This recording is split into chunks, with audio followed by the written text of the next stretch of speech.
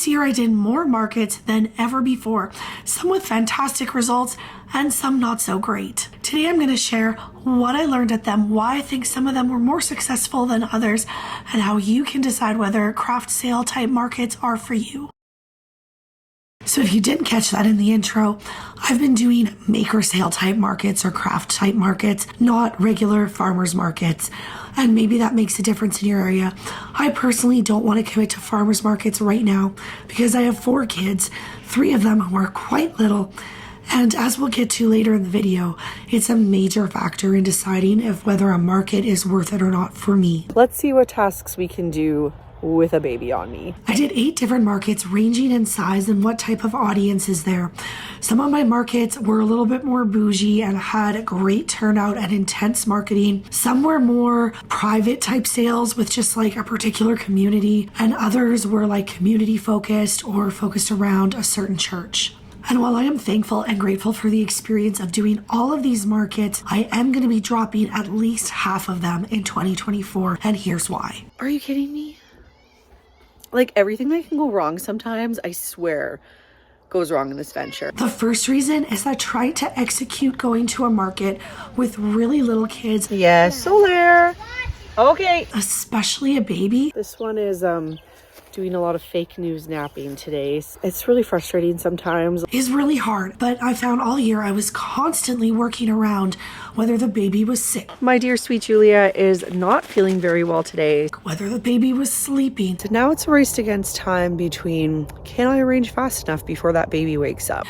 Whether the other kids were having a good day, whether I had daycare that day or not, or whether my husband was able to watch them. It's the night before the market, and as usual, nothing is ever going to plan. And basically, I've come to the conclusion that stress, plus time away from my family, plus the cost of a babysitter or making sure that my husband is available to watch them, divided by the money that I actually earn at the market and the hours I spend at the market, equals whether I'm going to stay or not. This year also really brought home the fact for me that every single market has a different audience and a different level of organization to it. So every single market I found was marketed to like different people. So some were marketed to like really trendy millennials. Others were marketed to people who really wanted to get like fresh homegrown produce from the farmers. Others were like straight up craft sales, and others were more general, like the mall one that I did. And I really noticed from doing all of these that my customer is a certain type of person,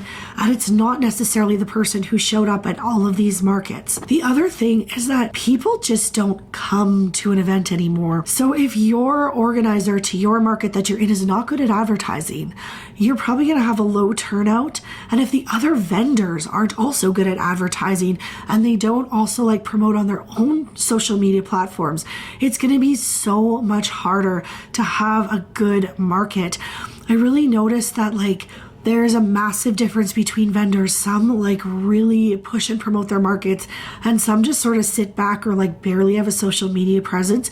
And I understand that we're all at different levels, but if there's too many of the vendors that are just starting out or aren't really social media savvy, that's really going to impact your market. The third lesson that really brought home to me was recognizing that everything I make is perishable, and if I don't sell it, I'm losing out on money. I can't bring it to the next market with me, of course with the exception of the winter markets. I found that if I guessed incorrectly how much traffic was going to come that day, or especially in the multi-day markets, if I misjudged when I had to turn around and make more product for the next day, I really lost out on money. So I'm crisis arranging in the back room of the mall. Or what happens is I use up everything that I have first, and then I go to my other suppliers and flower farmers that are, who live around where I live around.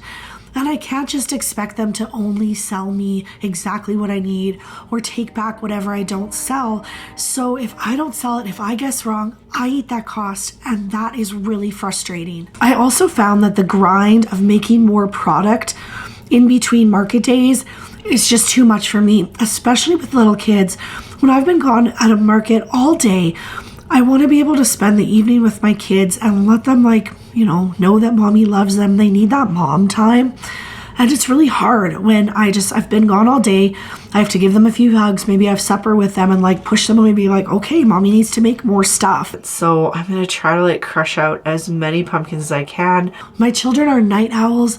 I am not a night owl. So that means that I am like staying up. For me, what's late is like 11 or 12. And it's just too hard and frustrating. The other thing I learned this year is that having a good social media presence, or like if you don't do social media, an email list or something that you're constantly in contact with your customers is absolutely key. I noticed in my markets that the people who came often said, hey, I follow you on social media and I knew you were going to be here and I'm so excited to meet you. I'm so excited to buy something from you. Especially when I did the mall market, I really noticed that like it was my audience that was driving a lot of the traffic to our market, especially the first day. And that some of the other vendors who didn't have that kind of connection with their audience were really struggling. So let this be your sign in 2024 to like get on it with talking to your customers on a regular basis, however that may be. So now that I learned all these lessons, what am I doing in 2024? Well, the first is I am dropping all of the June markets. Well, this puts a damper on things. It's just not worth it. The sales really weren't there. And I can do much better having my own teacher thank you type of sale, I think, than going to markets. I have a decent relationship with my customers, so I think that if I spent more time promoting my own stuff, it would make up the difference of what I would be making at an underperforming market. Another thing is we're gonna go and see if we're able to get a roadside stand. We live not far off the highway. We're close to the city. We're close to a small community. We're also close to a few other businesses. So I feel like we have a reasonable location that a roadside stand could work for us. So if the municipality does approve it, we're going to give it a try. For specifically the Christmas sale, I am definitely going to hire some help ahead of time and get some inventory. What happened this year is that I was speaking at a conference in Alaska, and then my flight was delayed because I missed one of my connections. It took me an extra day to get home, and so when I came back, I had to do a market, but I only had 2 days to prepare, and I didn't have any of my fresh wreaths or anything made because I couldn't make them that far in advance because it just wasn't cold enough to keep them outside, and it was still early in the season. As soon as it gets cold enough, I will build up an inventory of what I think will sell for the entire Christmas season, that if I want to do multiple day markets, or if I have 3 in a row on weekends back to back, it won't be so hard to have to do that reset, which was really killing me. And finally, I'll probably be dropping half of those markets just because of that equation that I told you before. Stress plus childcare divided by the number of hours I have to work, also divided by the amount of money I make, equals whether a market is worth it or not for me. And right now, at this point in my life, I feel like unless I can reasonably make about $700 on a market per day, ideally $1,000, it's probably not worth it for me, and I'm better off focusing on my own sales. So what do you think? Do you do the craft maker type markets, or are you a farmer's market person? Do you agree with what I said about where I'm going forward in 2024? Are you doing anything similar?